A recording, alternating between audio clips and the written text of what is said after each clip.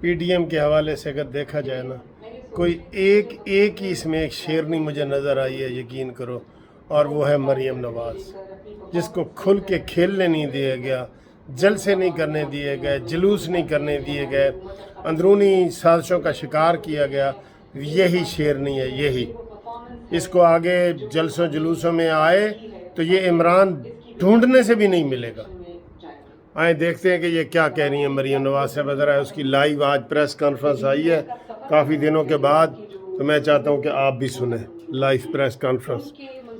یہ آج بھی عمران خان بار بار اپنی جعلی تختیاں لگاتا ہے، لیکن ہم جب الیکشن میں گئے تھے تو ہم اپنی کارکردگی کی بنیاد پر گئے تھے، اور یہ حکومت بجائے اس کے کہ اپنی کارکردگی لے کر آتی، اپنی پرفارمنس لے کر آتی، اپنے منصوبے لے کر آتی، یہ حکومت ایک خط لے کر آ گئی، اور وہ بھی جعلی خط جس کا کوئی وجود نہیں۔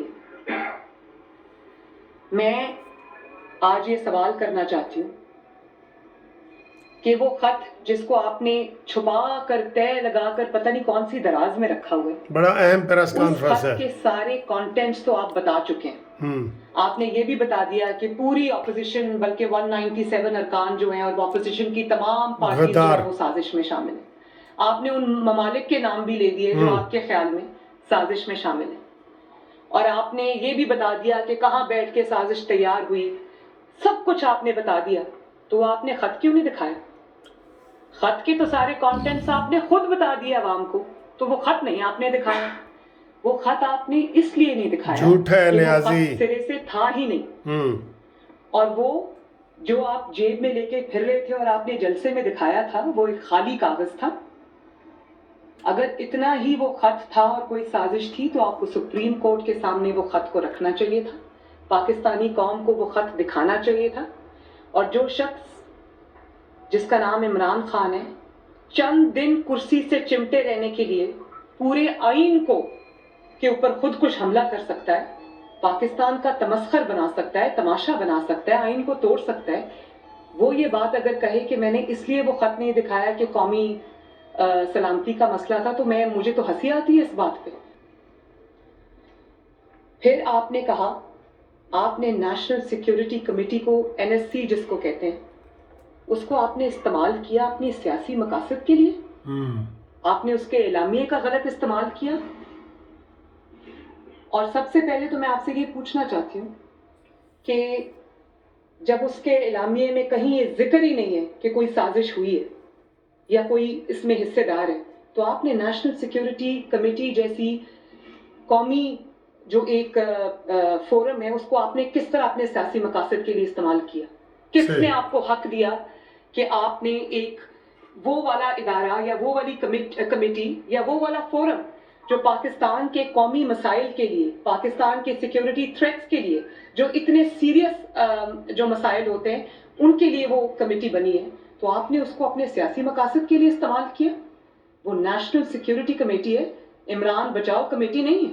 غدار ہے عمران۔ استعمال کیا، اور آپ نے یہ تاثر دیا کہ ادارے آپ کے ساتھ شامل ہیں، جبکہ کوئی آپ کے ساتھ اس جھوٹ میں شامل نہیں ہے۔ انہوں نے بہت، میں یہ پاکستان کے جو ملٹری ادارے ہیں، سیکیورٹی اسٹیبلشمنٹ ہے، میں ان کو یہ کہنا چاہتی ہوں کہ آپ آئیے اور اس بات میں آپ قوم کو وضاحت دیں۔ بالکل صحیح ہے، یہ ایک بالکل سیاسی بات ہے، یہ ایک سیاسی جھوٹ تھا، اس کی جو سچائی ہے وہ عوام کے سامنے رکھی۔ عمران جھوٹ کا پلندہ ہے۔ اور پھر اس کے ثبوت میں آپ کیا لے کر آئے؟ وہ جو آپ کہہ رہے ہیں میرے خلاف ایک انٹرنیشنل سازش ہو گئی، اس کے ثبوت میں آپ کیا لے کے آئے؟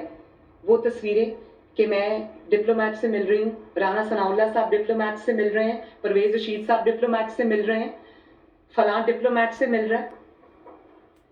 تو اگر ہم ڈپلومیٹ سے مل کے اگر آپ اس کو سازش کا نام دے رہے ہیں تو یہ کیا؟ ہاں، یہ دیکھیں اس منحوس کی شکل۔ اس پہ ذرا زوم ان کریں، یہ کیا ہو رہا ہے؟ یہ پاکستان کے خلاف سازش ہو رہی ہے؟ نہیں، یہ میں آپ سے پوچھ رہی ہوں کہ ڈپلومیٹ سے دیکھیں آپ، یہ دیکھیں یہ کیا ہو رہا ہے؟ یہ سفارتکار ہیں، یہ جب عمران خان صاحب آنے سے پہلے کے ہیں، جب یہ سفارتکاروں سے ملا کرتے تھے، جی تو میں آپ سے یہ کہنا چاہتی ہوں کہ ڈپلومیٹ سے جب انسان ملتا ہے، پاکستان میں جو فورن ڈپلومیٹس یہاں پہ ڈپیوٹڈ ہیں، ان سے جب ہم ملتے ہیں تو ہم اپنے ملک اور قوم کی بات کرتے ہیں. ہم پاکستان کی اچھے جو چیزیں ہو رہی ہوتی ہیں، جو پاکستان کے اندر ترقی ہو رہی ہوتی ہے، جو پاکستان کا ایک پرومسنگ فیوچر ہے، ہم اس کو ہائی لائٹ کرتے ہیں. ہم ان کے سامنے خط کا پول کھل رہا ہے، مزید کھلنے والا ہے. پاکستان کا، اپنی قوم کا، اپنے ملک کا ایک خوبصورت جو تشخص ہوتا ہے، تاثر ہوتا ہے، ہم اس کو ہائی لائٹ کرتے ہیں. اور آپ ثبوت میں اپنی انٹرنیشنل سازش کے ثبوت میں وہ تصویریں نکال کے لے آئے. گرفتار کرو نیازی کو. اور مجھے اس بات کی خوشی، آج صبح میں ٹی وی دیکھ رہی تھی تو ایک سروے آ رہا تھا، آج ہی وہ سروے آیا ہے جس میں لکھا ہوا ہے کہ 65% پاکستانیوں نے اس ملکی غیر ملکی سازش کا بالکل انہوں نے اس پہ یقین نہیں کیا. اور انہوں نے کہا کہ اگر عمران کی حکومت جانے کی ذمہ دار کوئی ہے تو وہ مہنگائی ہے، وہ بیڈ گورننس ہے، وہ مہنگائی کا وہ طوفان ہے جس کے تلے اس نے 22 کروڑ لوگوں کو دبا دیا. تو میں عمران خان سے یہ پوچھنا چاہتی ہوں کہ قرضہ جب 25,000 ارب سے 50,000 ارب تمہارے دور میں ہوا تو یہ سازش کس ملک نے کی آپ کے خلاف؟ ڈالر جب 97 سے 186 پہ سے کراس کر گیا آج، تو یہ سازش کس ملک نے کی آپ کے خلاف؟ چینی کی قیمت 50 روپے کلو سے 120 روپے کلو تک گئی تو یہ کون سے ملک کی سازش ہے آپ کے خلاف؟ گھی کی قیمت 120 روپے سے 500 روپے کلو تک چلی گئی، یہ کس ملک نے سازش کی آپ کے خلاف؟ آٹے کی قیمت 35 روپے سے 90 روپے 85 روپے ہو گئی تو یہ کس خط میں سازش میں اس کا ذکر ہے؟ کھاد کی بوری 3500 روپے سے 7,000 روپے میں ہو گئی تو یہ کس ملک نے سازش کی آپ کے خلاف؟ اور آپ یہ سمجھتے ہیں کہ آپ اپنی بدترین کارکردگی کے بعد جو 3.5 سال آپ نے عوام کا خون چوسا ہے، آپ یہ سمجھتے ہیں ایک خط دکھا کے آپ چپ کر کے نیچے سے نکل جائیں گے؟ اور آپ یہ سمجھتے ہیں کہ جو آپ کے خلاف مہنگائی کا ایک طوفان، ایک جو عوام کے دلوں میں طوفان تھا، وہ آپ کے اس ڈرامے سے ختم ہو جائے گا؟ اور آپ یہ سمجھتے ہیں کہ آپ نے جو بڑا نیریٹو دے دیا ہے قوم کو، قوم آپ کی مہنگائی کو بھول جائے گی؟ تو آپ یاد رکھیں کہ دن میں سینکڑوں بار، ہزاروں بار جب پاکستان کے عوام چینی خریدنے جائیں گے کسی دکان پر، آٹا خریدنے جائیں گے، پیٹرول ڈلوانے جائیں گے اور لائنوں میں لگیں گے، کھاد کی بوریاں خریدنے جائیں گے، جب بجلی کے بل دیں گے، جب ادویات کی اتنی لمبی لمبی قیمتیں آئیں گی تو وہ آپ کو بد دعائیں دیتے ہوئے باہر نکلیں گے. وہ کہیں گے کہ کسی اور کو ووٹ دیں گے، عمران خان کو ووٹ نہیں دیں گے. صحیح ہے. یہ ہے آپ کی اصل حقیقت. اور اس کے بعد